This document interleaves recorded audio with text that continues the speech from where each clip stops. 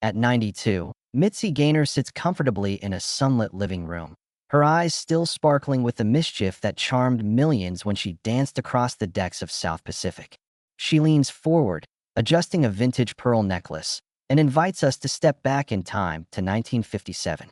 The island breeze feels real when she recalls the first day on set. "We arrived by boat at dawn," she says, and I remember thinking, this is the closest I'll ever get to a real tropical paradise.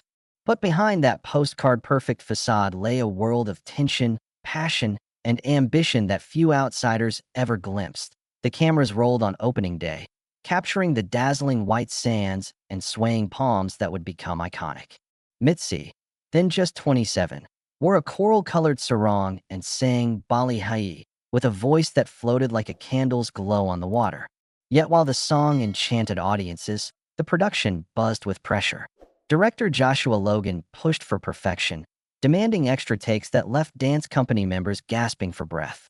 "I could hear the cracks in my heels as I pirouetted on stage," she remembers. "Every drop of sweat felt like a secret no one wanted to admit." Tensions simmered between the leads. Mitzi's warm, effervescent energy contrasted sharply with John Kerr's brooding intensity. Off camera, they sparred over every emotional beat.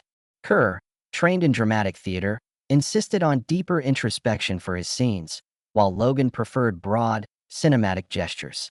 Mitzi recalls their late-night debates. "John would gape at me, asking why I laughed between lines.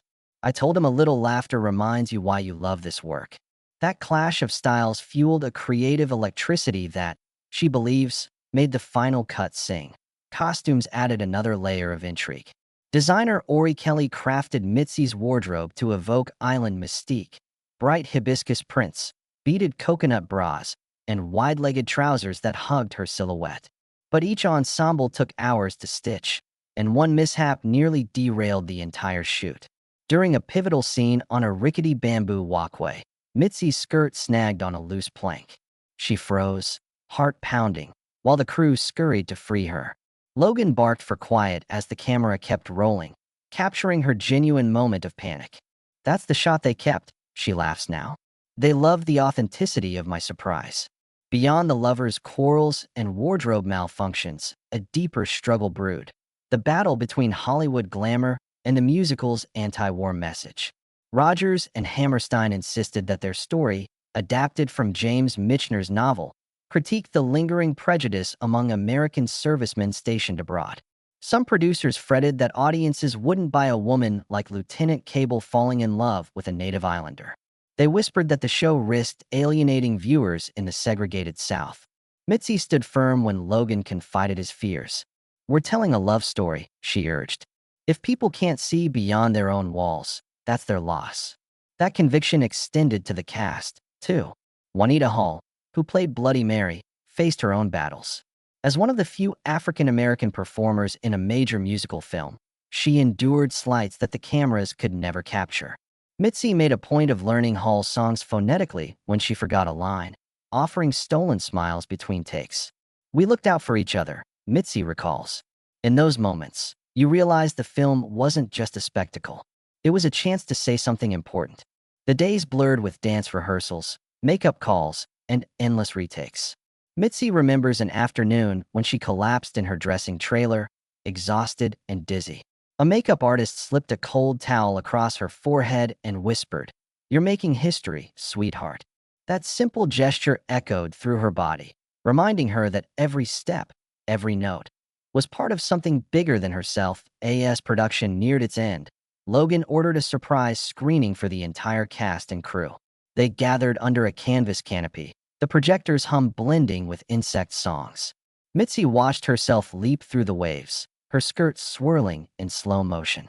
She heard the gasps when Bloody Mary's daughter danced with her, and felt the thunderous applause at the final, "You've got to be carefully taught." In that moment, she understood how art could transcend boundaries, and how a film made under tropical sunburn and studio politics could change hearts. Now, 6 decades later, Mitzi's revelations remind us that South Pacific wasn't just a Technicolor paradise. It was a battlefield of egos, ideals, and artistry, all choreographed into one unforgettable melody.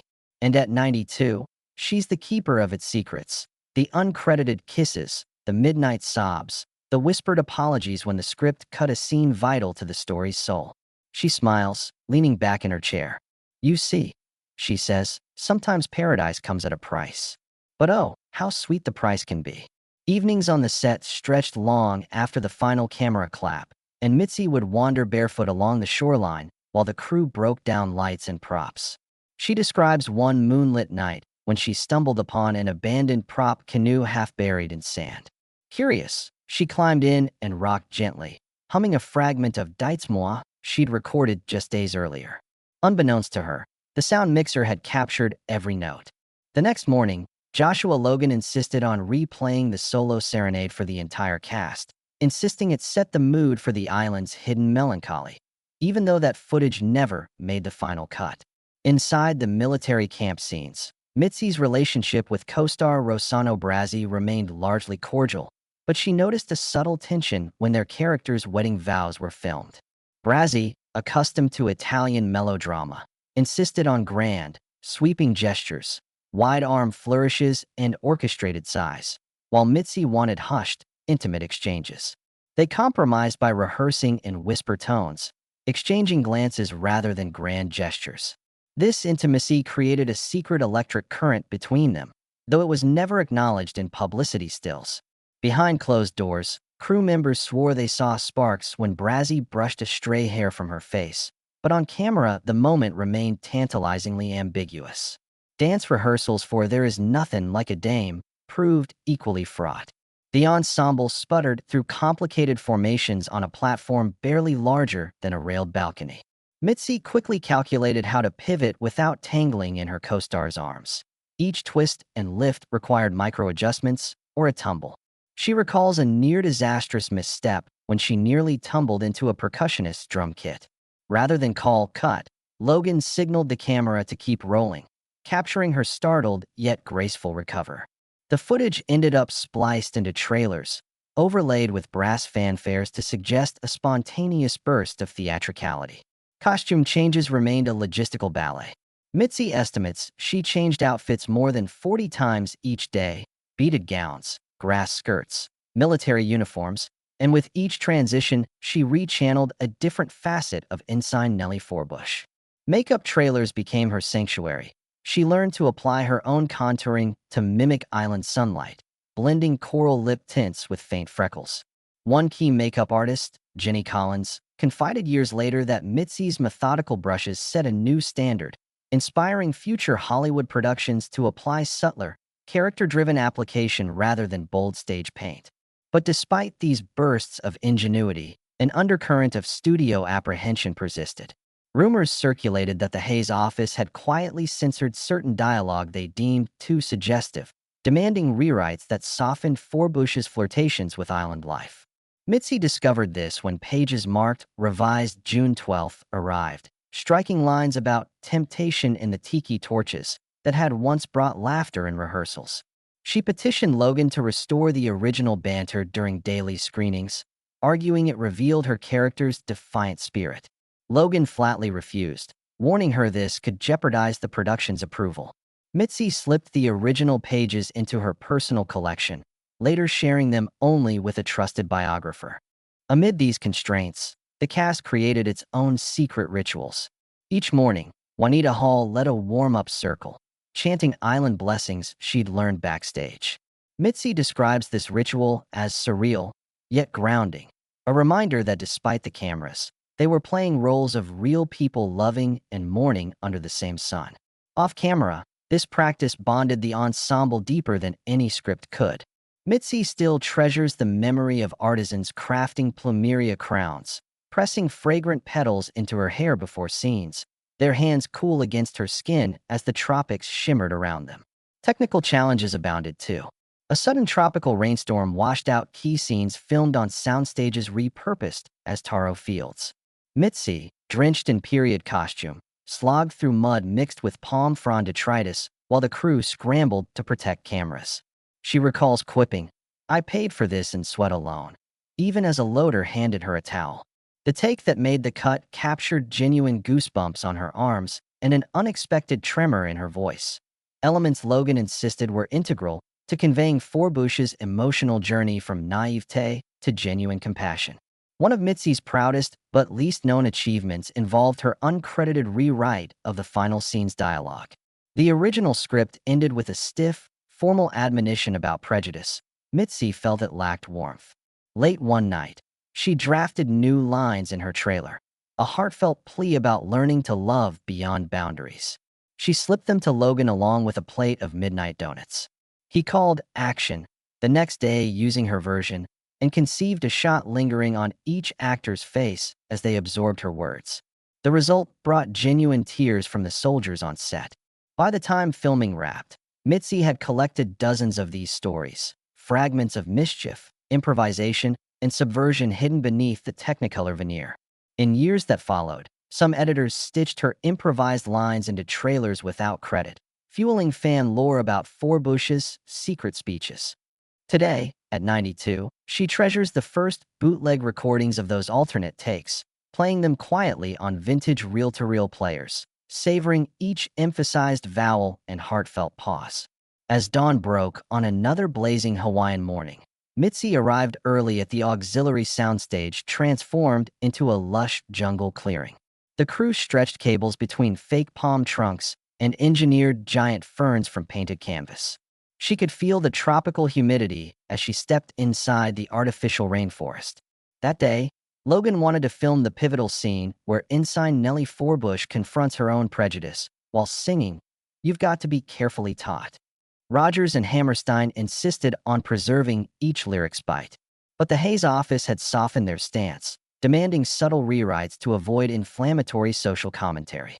Mitzi recalls reading the revised script in the makeup trailer, noticing how lines that once condemned hatred now tiptoed around bigotry.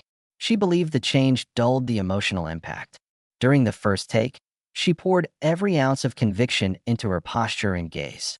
As she sang, she locked eyes with Juanita Hall across the muddy set, letting unspoken solidarity radiate between them. Logan called cut, his face solemn. In private, he apologized to Mitzi for the diluted lyrics, but cautioned that challenging censors could cost them the film's release or the rating they needed. Mitzi nodded, but knew then the real battle would not be fought with sabotage or defiance. It would be waged with artistry. Transitioning from the politically charged number, the production pivoted to an entirely different mood for "I'm Gonna Wash That Man Right Out of My Hair." A large water tank awaited Mitzi at the edge of the platform. The original plan had her sliding down a waxed rail into the pool below. It looked effortless in Technicolor, but the logistics were nightmarish. The costume department conceived a flowing aqua dress designed to billow underwater. Mitzi tested the slide once and nearly sprained her ankle upon impact. She refused to risk injury on the day of filming. Instead, she suggested incorporating a concealed hydraulic lift to propel her upward, imitating the effect of cleansing herself in the Pacific surf. The special effects crew scrambled to retrofit the mechanism, and on the day, Mitzi performed the sequence flawlessly, emerging like a mermaid thrust into the sunlight. Logan captured the moment in one continuous shot, refusing additional cuts. Mitzi learned that collaboration on set wasn't a tacky compromise. It was a secret path to creative victory. Off-screen tension simmered when word arrived that the film's budget had ballooned due to cost overruns elsewhere. Producers eyed post-production delays with growing impatience. They began pressuring Logan to eliminate expensive reshoots and trivialize serious themes. In one tense conference call, studio accountants suggested cutting the underwater washing number entirely, arguing it represented less than 2 minutes of screen time. When Logan presented the footage, projecting it on a makeshift screen in the backlit commissary, Mitzi sat at the edge of her chair. The water droplets shimmering on her costume enchanted everyone in the room. Logan argued that the scene encapsulated Nellie's emotional catharsis, a visual metaphor for her transformation. Convinced, the producers relented. Mitzi later found a set of unused planning documents labeled "Wash Sequence" optional. She quietly added them to her personal archives, ensuring that the story of the scene's near deletion would survive for future generations. In the final days of shooting, the entire cast convened on the authentic ship deck constructed to resemble a U.S. Navy vessel. The orchestrated chaos of running engines, clanging portholes, and the hum of generators created an otherworldly atmosphere. Mitzi remembers a moment between takes when John Kerr approached her with a fragile bouquet of tropical blossoms. He apologized for their earlier creative clashes and thanked her for pushing him toward more nuanced performances. She accepted the flowers, their petals still moist from an artificial misting system, and they embraced under a gaudy navy flag. That unscripted act revealed the camaraderie forged through shared hardship. Though the cameras would capture only rehearsed dialogue and choreographed gestures, Mitzi treasured that genuine moment of human connection. It wouldn't appear in trailers or commentary tracks, but it lived in her memory as evidence that art often thrives in the tension between individuals willing to listen and to yield for the sake of storytelling. Those hidden moments defined the soul of South Pacific and still resonate today. Opening night arrived with the aroma of tropical blossoms still lingering in the air. Mitzi remembers stepping into the grand lobby of the Warner Brothers Theater, her coral gown catching the glow of marquee lights. Press, dignitaries, and studio executives mingled over champagne flutes as film reels spun in projection booths above. She overheard producers boasting about advanced ticket sales and wondered how many viewers would grasp the film's subtext beneath vibrant melodies. Meanwhile, the projectionist whispered to her about a rumor. A lost cut of the jungle sequence had been discovered in a warehouse. That hidden footage, panning across misty ferns and silent tableaus, had been discarded for pacing, yet someone believed it might deepen the story. The idea thrilled her. As the orchestra overture swelled, she recalled how each note had been recorded live on set, a daring move that captured authentic island breezes. Tonight, she'd finally see it all in motion, every echoed drumbeat and unstaged whisper woven into the tapestry of South Pacific. With a silent nod to the usher, Mitzi slid into her seat and felt the rose petals she'd requested at every screening fall lightly around her. She watched as the opening frames bloomed in color, noting how editors had trimmed 2 whole verses of Bali Hai, a decision she once lobbied against. In her mind, those extra lines hinted at the island's mystic pull, at the unseen currents that shaped romance. She realized, however, that every cut served a rhythm, a heartbeat aligning story beats with song crescendos.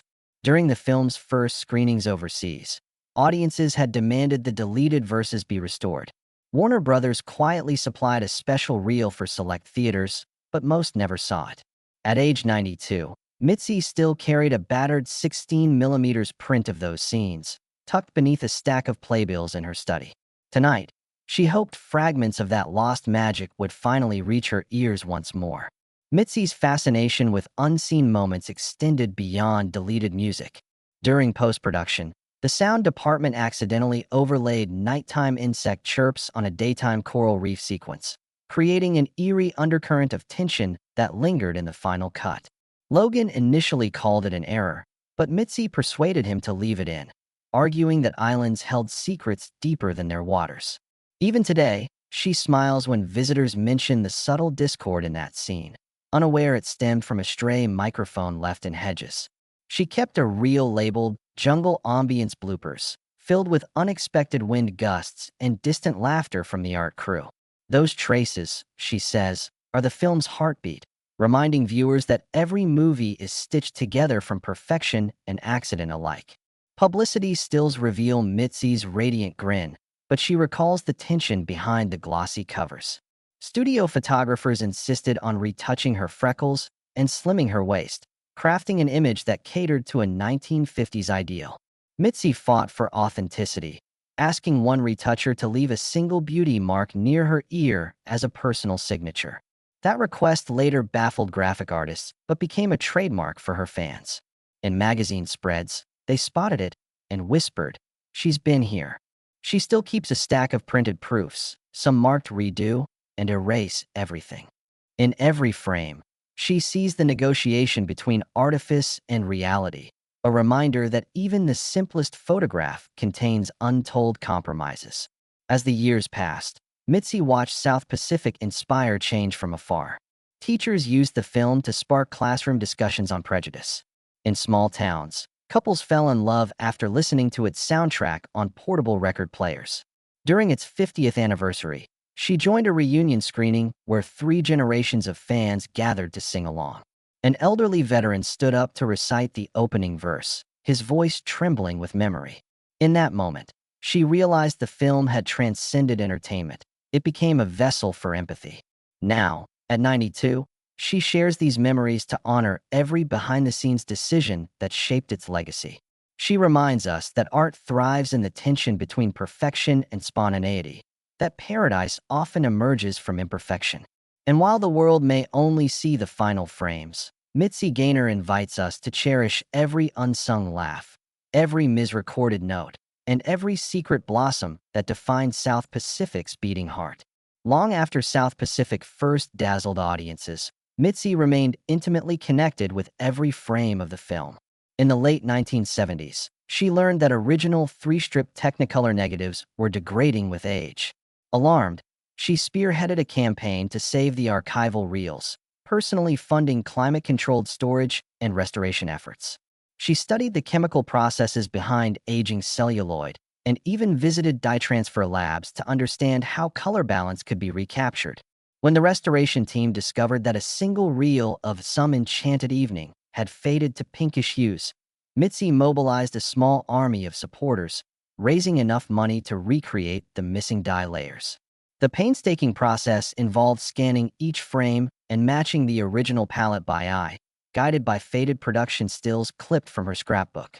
Thanks to her intervention, South Pacific remains one of the best-preserved musicals from Hollywood's golden age. That Mitzi's crusade extended beyond physical film to the music itself.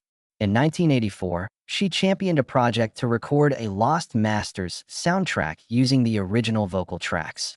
Studio logs indicated that alternate takes of Happy Talk existed on outdated reel-to-reel tapes, but the grooming of those recordings had been neglected for decades. Negotiating with record labels and the rights holders, she convinced them to digitize the material and release a deluxe anniversary edition. The album featured her warm, unedited breaths before each chorus, the subtle vibrato she decided to keep after deliberation with the sound engineer, and the spontaneous giggle at the start of the scattershot choral finale. Fans hailed it as a revelation, claiming that hearing Mitzi's unpolished nuances transformed the song from mere performance into a living, breathing moment of joy. During one of the restoration screenings, a young film student approached Mitzi with a homemade subtitle translation of the island dialect. He argued that the film, celebrated worldwide, had never been properly subtitled for several international releases. Mitzi invited him to her home, where she insisted on watching the painstakingly re-subtitled reels. Together, they found errors in cultural context and corrected phrases that had been sanitized by previous distributors. For Mitzi, this collaboration merged her passion for authenticity with her respect for new generations of storytellers. The students' corrections were later adopted in the official language releases, and Mitzi joyfully credited him in her personal notes, reminding him that the art of South Pacific belonged to anyone willing to dive beneath the surface. Her advocacy reached into the classroom when she donated production sketches and annotated scripts to film schools in Hawaii and California. She believed that future filmmakers should learn not just from the glossy final prints, but from the scribbled notes and margins, camera angles penciled in, lines cut for pacing, and impromptu dance formations drawn on unlined notebook pages. Professors tell students that these artifacts teach as much about the politics of production as they do about artistic choices. Mitzi would often guest lecture via telephone, describing the thrill of seeing test audiences gasp during "You've got to be carefully taught," and urging students to consider the social power of musical storytelling. To her, every hesitation in dialogue and every daring camera movement held the potential to move hearts and minds. Now, at 92, Mitzi's greatest pride lies in the countless tributes South Pacific has inspired, from community theater productions in small towns to major revivals on Broadway and London's West End. She smiles at the thought of teenagers decades younger than herself reinterpreting Nellie Forbush, infusing her character with new passions and perspectives. Each time a performer sheds light on an untold nuance of Forbush, Mitzi feels a new layer of meaning blossom. In high schools far from Hollywood, Students learn about prejudice and love through her improvised lines about coral reefs and longing glances. Regional directors share stories of casting Forbush as a veteran who finds humor amid hardship, echoing Mitzi's own backstage rebellions. In revealing behind-the-scenes struggles, she hopes to remind audiences that art emerges from countless unseen battles of creativity and compromise. And whenever a fresh generation steps onto a makeshift stage with a borrowed sarong and a hopeful voice, she knows South Pacific's secret soul lives on. Mitzi's passion for preserving South Pacific's story extended into every corner of her life. In recent years, she established the Forbush Foundation, dedicated to teaching tolerance through the arts. She funds scholarships for theater students from underrepresented communities, insisting they study the very scripts that once challenged her own era's biases. Each spring, she hosts workshops on Hawaiian shores where young actors learn to dance hula, sing Rogers and Hammerstein melodies, and discuss how musical theater can confront prejudice. Mitzi believes that when performers embrace cultural exchange, audiences learn empathy in ways no speech alone can achieve. Every participant leaves with a handmade ukulele, her gift to ensure they carry a piece of the islands wherever they go. One memorable workshop session involved a group of students reimagining Happy Talk as a spoken word performance. Mitzi watched from the back, tears in her eyes, as verses morphed into testimonies of diaspora, longing, and hope. Afterwards, she asked them to stand in a circle and share how Nellie Forbush's journey mirrored their own struggles with identity. Their stories ranged from grappling with generational trauma to finding pride in blended heritages. Mitzi listened intently, then offered her own reflection. Art finds its deepest meaning when it mirrors our own hearts, even decades later. That moment underscored how a film she helped shape still resonates across oceans and generations. Beyond performance, Mitzi turned South Pacific's message into concrete activism. She partnered with nonprofits combating racism in schools, using film screenings as catalysts for dialogue.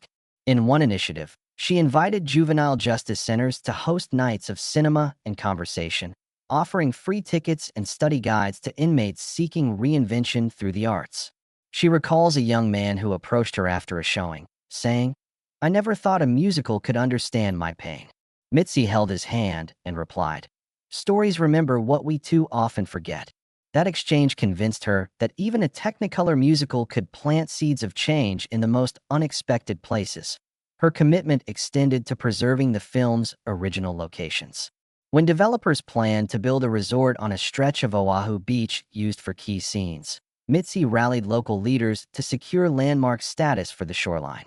She funded geological surveys to prove the area's cultural importance, citing South Pacific's role in boosting Hawaii's tourism while promoting respect for native traditions. The resulting designation protects palm groves and tide pools from construction, ensuring that future fans can visit the very sands where Nellie Forbush first sang. Mitzi arranged for local schoolchildren to perform excerpts each year, bridging past and present through performance and placed. As she looks back on nearly 7 decades of performing, Mitzi still marvels at how South Pacific's core truths have endured.